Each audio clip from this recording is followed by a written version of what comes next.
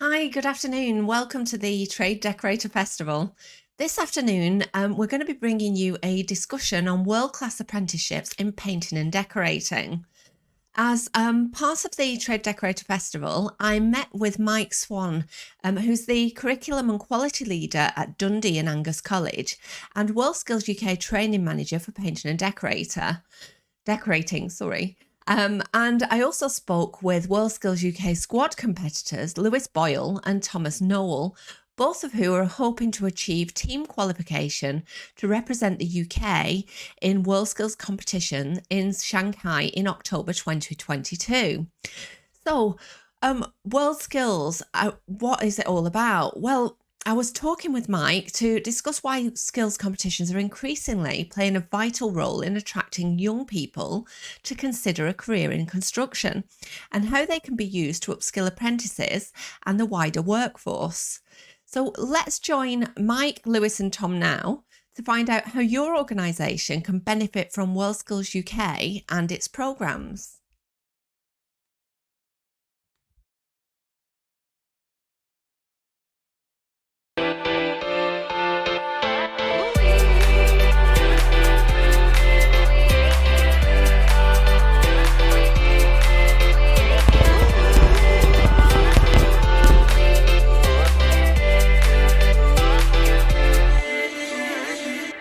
It's been just fantastic. I mean, the energy around the place and the numbers of people is just amazing, and it gives everybody, I think, real energy and motivation to do well. And just seeing Team UK in situ, in their competitions, their faces all lit up or their faces full of concentration is just brilliant. And I know they are putting their all into this.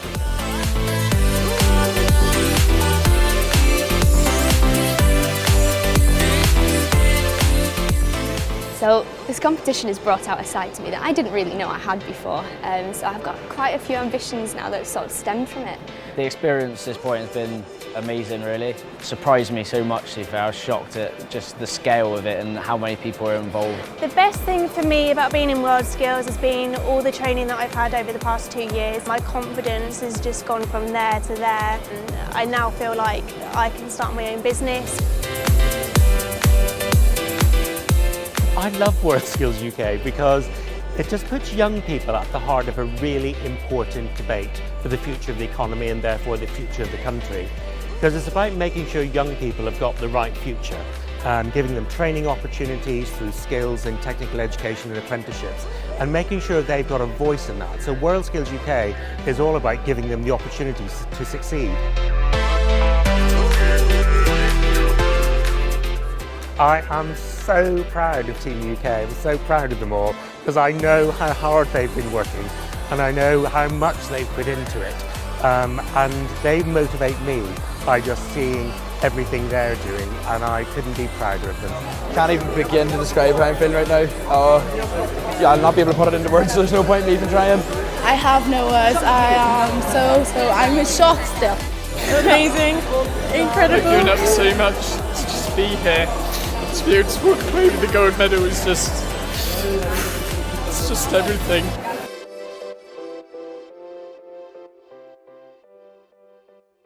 As part of this session, I'm going to be speaking a little later with Mike Swan, Curriculum and Quality Leader at Dundee and Angus College and WorldSkills UK Training Manager for Painting and Decorating.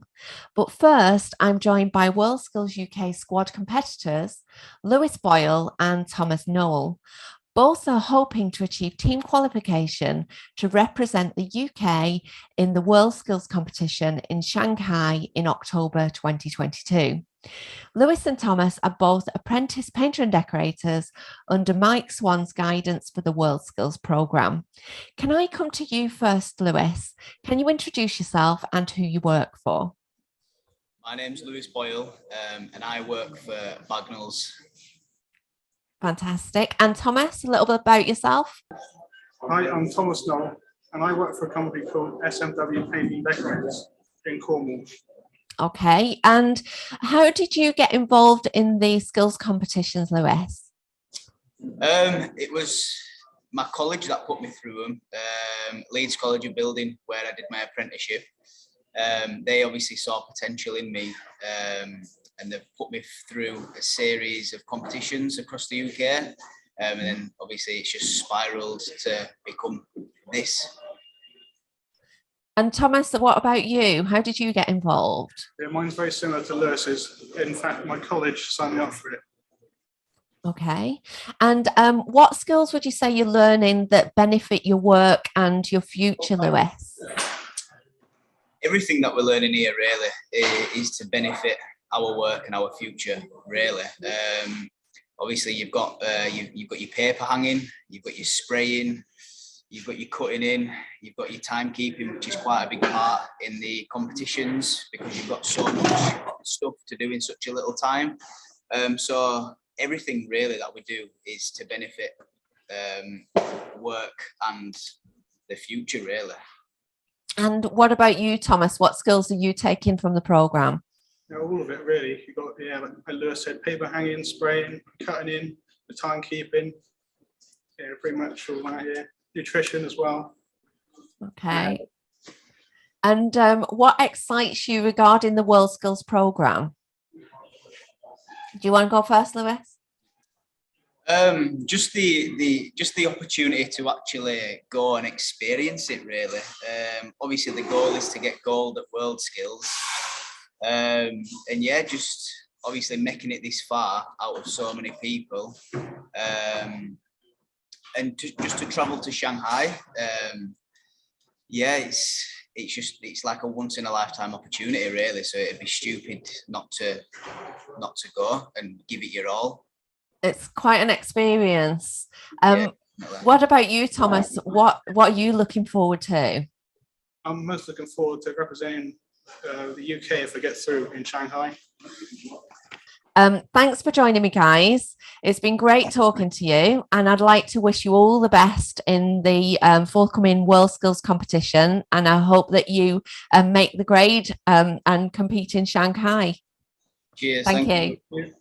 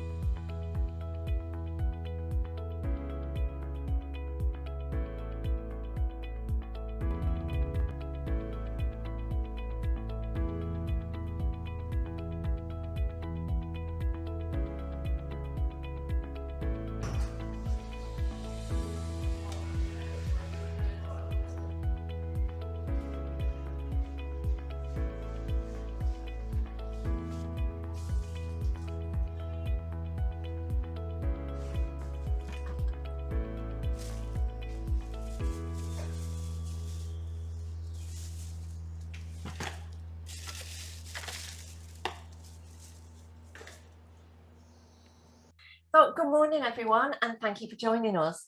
This morning, I'm joined by Mike Swan, who is the Curriculum and Quality Leader at Dundee and Angus College.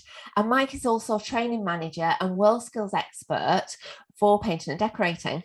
I'm really excited you could all join me as I'm going to be talking with Mike about WorldSkills competitions and how you guys listening can get your apprentices involved in these competitions and upskill your own painting and decorating apprentices in the workforce. So firstly, Mike, welcome to the show. And can I ask you to introduce yourself and tell us about your role with WorldSkills? Oh, hi, Paula. Hi. Well, as Paula just mentioned, my name is Mike Swan. I'm the training manager for WorldSkills UK for painting and decorating. I've been involved with WorldSkills competitions for a number of years now. First got involved with WorldSkills UK in 2005, so I've been at it quite a long time now. Yeah, thoroughly enjoy the role. It's a fantastic way to work with some of the best young apprentices, not only in the UK or Europe, but the whole world. It's a fantastic job to be in. So can you tell me, Mike, what the WorldSkills competitions are? Yeah, WorldSkills competitions. Well, everybody's heard of the Olympics. Everybody, I think, has heard of the Paralympics, but not everybody has heard of the WorldSkills Olympics. The WorldSkills Olympics are basically exactly the same as the Olympics and the Paralympics, except they're not sports, they're for skills.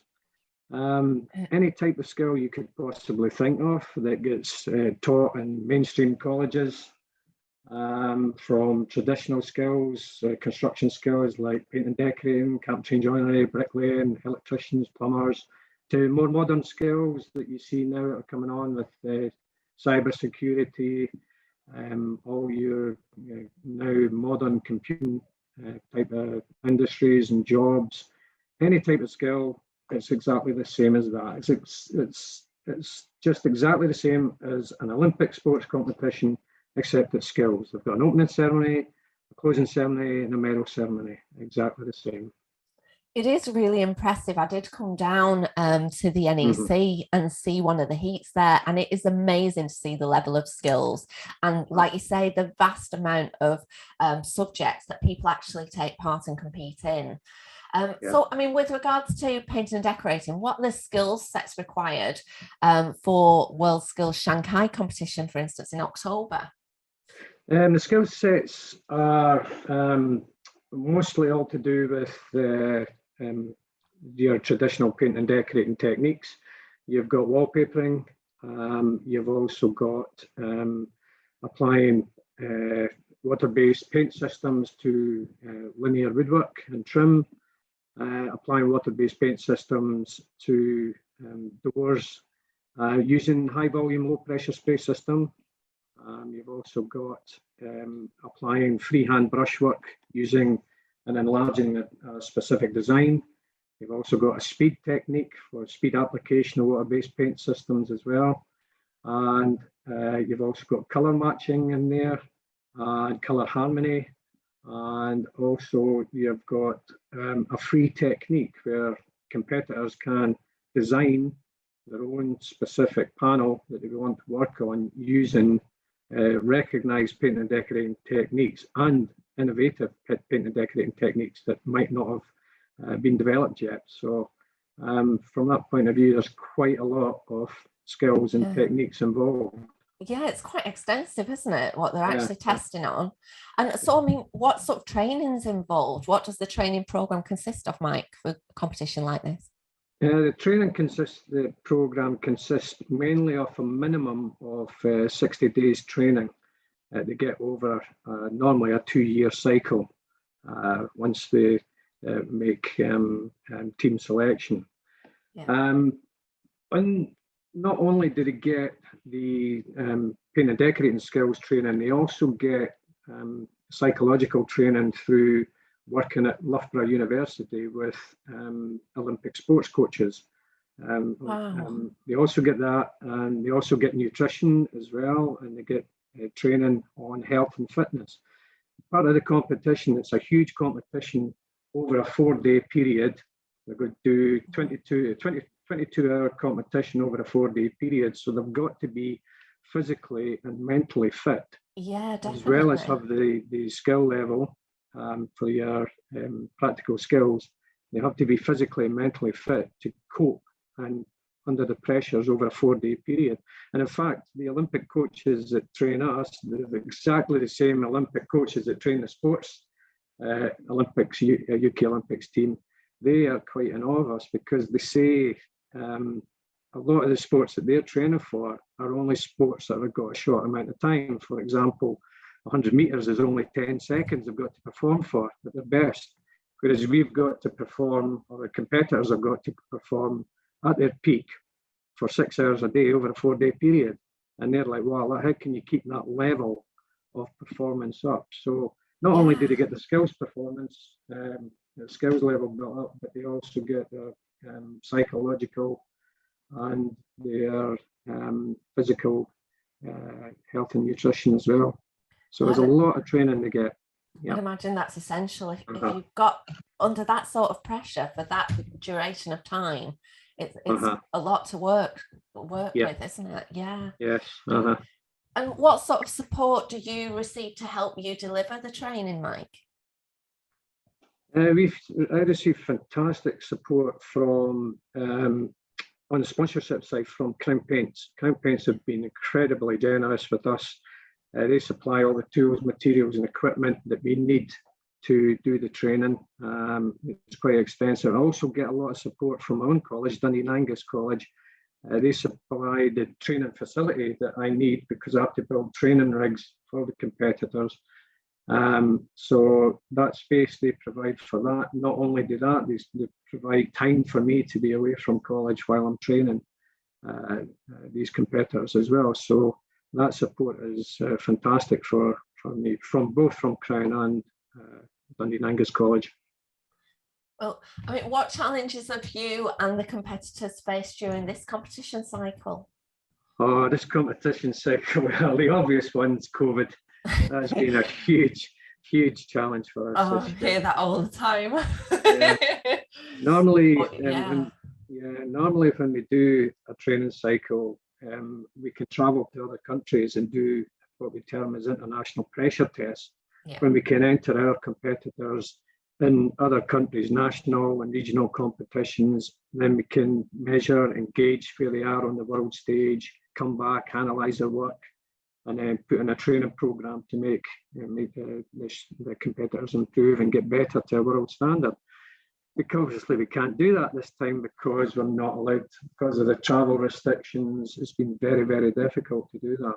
We have tried. You're going in blind, aren't you? Yeah, more or less. Yeah, we have tried to set up some virtual international pressure tests. Yeah. And a lot of the skills have managed to do that. Even one of the skills, the cooking skills, they've done a virtual international pressure test. And how could you do that virtually? How can you taste food when you're over online and computing? But they managed to do it. If it looks nice. Yeah. You could tell by the looks, but the actual taste. But they actually developed a way of doing it, which was very clever. And I can't go into the ins and outs of it, but it was something developed from the Second World War that they used to develop taste, and they managed to get a measure on it. Oh, wow. Yeah, but unfortunately, Paint and Decorator, we've not managed to get a virtual international pressure test set up yet. However, we are looking at other countries, and we've got a few other countries that are interested in doing one, which we can hopefully get up and running fairly soon. Oh, that'd be good. It will at least give you some sort of measure going into the big competition, won't it? And what are the benefits for the guys listening here, whether they be employers or the apprentices themselves? What are the benefits to them in entering these skills competitions? Yeah, well, the benefits are absolutely huge to enter anybody into these competitions. The training they receive, which I just talked about, is second to none. It's the world's best training you can possibly get to raise standards and raise skills for competitors. But as I mentioned, it's not only just the skill level that increases, but their whole mentality changes. They become critically reflective practitioners overnight. And the best thing I think that the benefits they get is the speed of change that some of the competitors do over a very short space of time. They think differently. They think in a WorldSkills ethos to be quicker, better, faster, be more productive, be more accurate to get that skill level going. So from a competitor point of view, to be competing on a world stage, you're a WorldSkills, a world standard operator. So the benefits are there for them for the future. For an employer, you've got an employee that is going to be trained to that WorldSkills standard to the highest level you possibly can, and all the benefits I mentioned before come into that. And for a college, the benefits, again, for a college, if you can honestly turn around and say you are a world-class organisation, if you've got students or apprentices that are competing on a world stage. That can, you can genuinely say we are a WorldSkills organisation or a world standard organisation because we are doing it and we are there. Yeah, the benefits are amazing. I'd love to go into more detail. I guess when you introduce a competition element like that, then it raises the bar, doesn't it, in the expectations of the individual and of everybody involved in what that student can actually achieve. And I guess going forward, it gives them pride in themselves when they join either an organisation and start working, or whether they start, I know a lot of your guys go on and start their own businesses straight away from coming out of these competitions from previous competitors that you've trained. I know we've had them on the show before, and it's amazing to hear that level of pride and determination and self-belief, I guess, as well, which is phenomenal. And I'd say that in itself is a reason that anybody should get involved.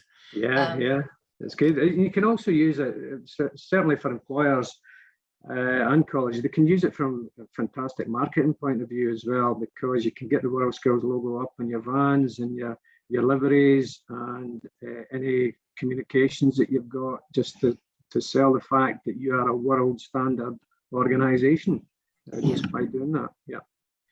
So how would an employer or a college enter their apprentice or students into WorldSkills competitions, Mike? Yeah, well, the best way to do that would be get online, go to WorldSkills UK website, and all the information is in there that employers can enter, competitors themselves can enter, and colleges can enter anybody they want to do that. So that's the easiest way to do it. Just get online, WorldSkills UK, and that's the best way to get in. Oh, fantastic. Well, Mike, thank you so much for joining me. It's been really interesting catching up with you and finding out more about WorldSkills and seeing from your apprentices this year what goes on behind the scenes and what they think of WorldSkills UK. And for everyone listening today, if you're interested in putting your apprentices forward for the competitions, then do get in touch with Mike or check out, as Mike said, on the website. And Mike, I'll actually put a link up so that people can click on there as well. And you can find out more today about how to get involved. And if you're an apprentice listening, as Mike said, you can put yourself forward and speak to your training provider and your college and find out about being put forward for the next level of competitions. So thanks everybody for listening. And I hope you enjoyed the session. And don't forget to check out Trade Decorator's website to register for all our remaining events. And you can catch up on any of those that you've missed. See you all soon. So I'd just like to conclude the session by saying thank you for watching, and thank you to Mike, Lewis and Thomas for giving us such a fantastic insight into the WorldSkills UK programmes and competitions.